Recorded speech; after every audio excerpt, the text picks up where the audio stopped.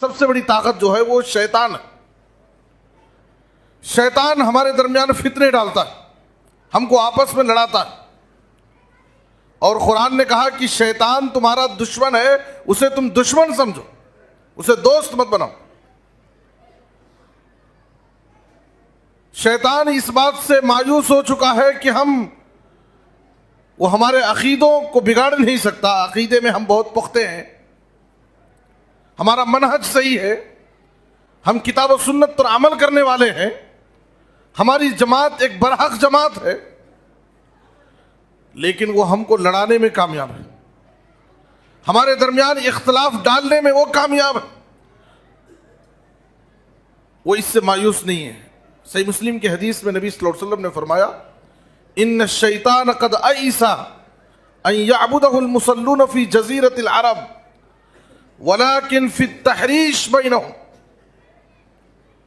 شیطان لوگوں کو آپس میں لڑانے میں، اختلاف ڈالنے میں مایوس نہیں ہے ہم سے، بلکہ شیطان کی سب سے بڑی کوشش یہی ہے کہ لوگوں کے درمیان اختلاف ڈالے، لوگوں کو آپس میں لڑائے۔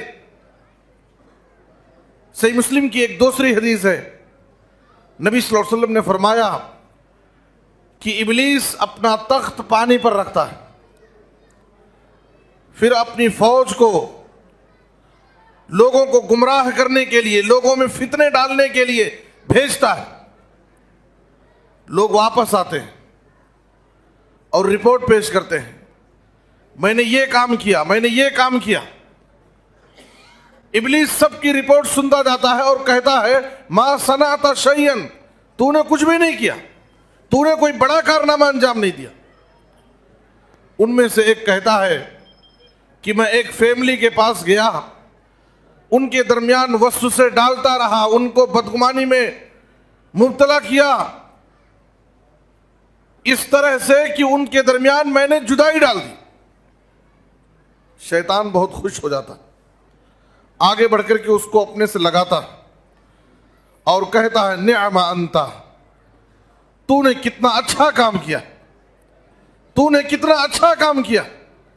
معلوم کیا ہوا کہ دو جماعتوں کے درمیان اختلاف ڈالنا، میاں بیوی کے درمیان نفرت ڈالنا، دو دوستوں کے درمیان، دو خاندانوں کے درمیان اختلاف ڈالنا، ان کو آپس میں لڑانا اور ٹکرانا، یہ شیطان کا بہت بڑا حربہ ہے، شیطان کی بہت بڑی کوشش۔ ہمیں شیطان کے اس حربے کو سمجھنا ہے اور اس سے اپنے آپ کو اور اپنی جماعت کو، اپنی جمعیت کو بچانا، تاکہ صحیح طور پر ہم کام کر سکیں۔ ورنہ جماعتی انتشار، جماعتوں میں اختلاف کی وجہ سے ہماری پوری انرجی، پوری طاقت صرف آپس میں ایک دوسرے سے ٹکرانے میں ضائع ہو رہی۔ بڑی بڑی جماعتیں، لیکن آپسی اختلافات کی وجہ سے وہاں پر جیسا کام ہونا چاہیے کام نہیں ہو رہے۔ ایک ہی سبب ہے، جماعتوں میں آپسی اختلاف، انتشار، لڑائی جھگڑے۔ یہ جماعتی زندگی کی کتنی اہمیت ہے۔ جناب محمد الرسول اللہ صلی اللہ علیہ وسلم نے فرمایا علیکم بالجماعہ وإیاکم والفرقہ فإن الشیطان مع الواحد وهو من الاثنین ابعد۔ اے لوگو، جماعت کو لازم پکڑو، آپس میں اختلاف مت کرو، جماعت سے الگ مت جاؤ، جماعت سے جڑ کر کے رہو، اپنی انفرادی شان مت بناؤ۔ اور یاد رکھو کہ جب آدمی اکیلے میں ہوتا ہے تو شیطان اس پر حملہ کرنے میں کامیاب ہو جاتا ہے۔ جہاں جماعت ہوتی ہے وہاں شیطان کا کوئی حملہ کاریگر نہیں ہو سکتا ہے، شیطان کے ہتھ کنڈے وہاں کامیاب نہیں ہوتے۔ تو اس لیے نبی صلی اللہ علیہ وسلم نے کہا کہ جماعت سے جڑ کر کے رہو۔ آپ صلی اللہ علیہ وسلم نے کہا، طبرانی کی حدیث ہے اذا كانوا ثلاثة في سفر فَلْيُؤَمِّرُوا أَحَدَهُمْ، جب تین لوگ کہیں سفر پر روانہ ہو رہے ہوں تو ان میں سے کسی ایک کو اپنا امیر بنا کر اس کو ایک جماعت کی شکل بنا لے، اپنا ایک امیر بنا لے۔ میں آپ سے جاننا چاہتا ہوں، ایک سفر میں 3 لوگ اگر ہیں، منتشر ہیں، ہر ایک کے اپنے اپنے خیالات ہوں، اپنا اپنا نظریہ ہو، ہر شخص اپنی مرضی سے جہاں چاہے وہ اترے، جہاں چاہے وہ بیٹھے، جہاں چاہے وہ جائے، کیا وہ سفر کامیاب ہو سکتا ہے؟ ایک چھوٹے سے سفر میں نبی صلی اللہ علیہ وسلم کہہ رہے ہیں کہ اپنا ایک امیر بنا لو۔ اتنی بڑی جماعت، اتنی بڑی جمعیت، اتنے سارے افراد کو کیا بغیر جمعیت کے اور بغیر کسی امیر کے ان کو ایسے ہی آزاد چھوڑا جا سکتا ہے؟ اگر ان کو آزاد چھوڑ دیں گے تو کیا نوجوان بھٹکنے سے محفوظ رہ سکتے؟ نوجوانوں کی صحیح تربیت ہو سکتی ہے؟ نوجوان اپنے مقاصد میں کامیاب ہو سکتے ہیں؟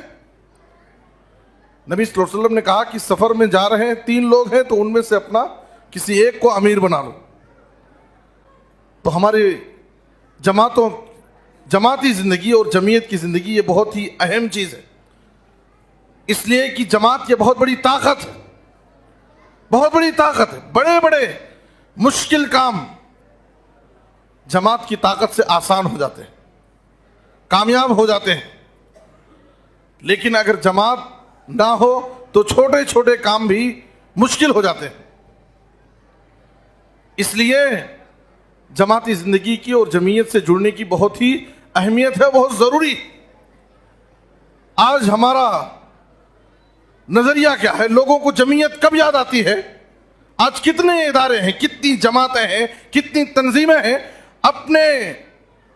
اپنی مرضی کے مطابق آزادانہ طور پر جیسے چاہتے وہ کام کرتے ہیں، اور جمعیت ان کو اس وقت یاد آتی ہے جب جماعت سے چندہ بٹورنا ہوتا ہے، جمعیت کی تصدیق ان کو ضرورت ہوتی ہے تو ان کو جمعیت یاد آتی، اس سے پہلے ان کو جمعیت یاد نہیں آتی۔ جماعت اور جمعیت کا بڑا گہرا تعلق ہے۔ ہمارے تمام مسائل جمعیت سے حل ہونے چاہیے۔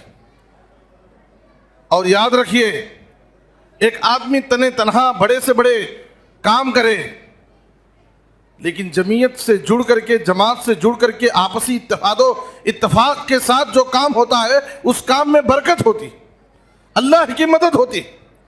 ایک مرتبہ کچھ لوگ نبی صلی اللہ علیہ وسلم کی خدمت میں آئے، کہا اللہ کے رسول انا ناکل ولا نشبع، اے اللہ کے رسول ہم کھاتے ہیں لیکن ہم کو آسودگی نہیں ہوتی، سکون نہیں ہوتا کھانے کے بعد بھی۔ تو نبی صلی اللہ علیہ وسلم نے کہا لعلکم تاکلون متفرقین، شاید تم الگ الگ کھاتے ہو، گھر کا ہر فرد جس کو جب سہولت ملی آیا، کھایا، چلا گیا۔ نبی صلی اللہ علیہ وسلم نے تعلیم دی۔ دیکھیے، گھر میں خیر و برکت لانے کے لیے، گھر کے نظم، ایک چھوٹا گھر، اس کو نظم و ضبط سے چلانے کے لیے نبی صلی اللہ علیہ وسلم اجتماعیت کی تعلیم دے رہے ہیں۔ آپ کیا فرما رہے ہیں؟ فاجتمعوا علی طعامکم واذکروا اسم اللہ علیہ یبارک لکم فیہ۔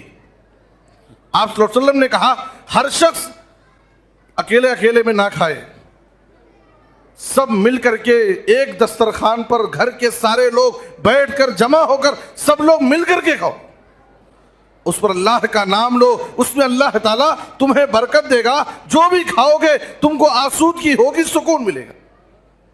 یہ ہے اجتماعیت کا فائدہ۔ چھوٹے سے گھر میں اگر اجتماعیت ہے، گھر کے سارے افراد مل کر کے زندگی گزارتے ہیں تو گھروں میں خیر و برکت آتی، افراد خانہ میں سکون آتا ہے۔